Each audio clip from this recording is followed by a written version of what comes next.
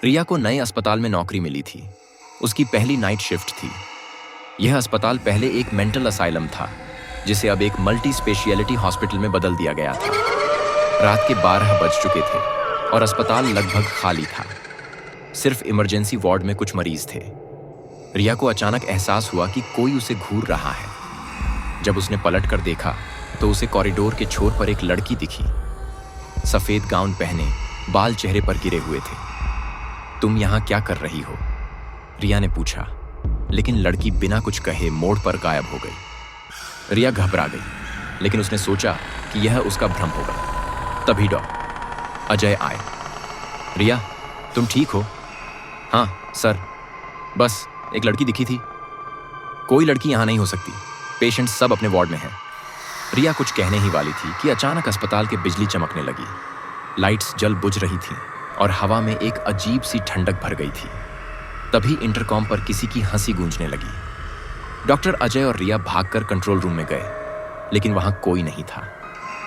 Intercom का switch off था। अचानक स्पीकर से एक धीमी आवाज आई, तुम यहां नहीं होनी चाहिए रिया। रिया की आंखें फटी रह गईं। उसे लगा कि कोई उसका नाम लेकर बुला रहा है। तभी विजय गार्ड दौड़ता हुआ आया। मैडम, आपने भी वो लड़की देखी? अब रिया की घबराहट और बढ़ गई। तुम भी?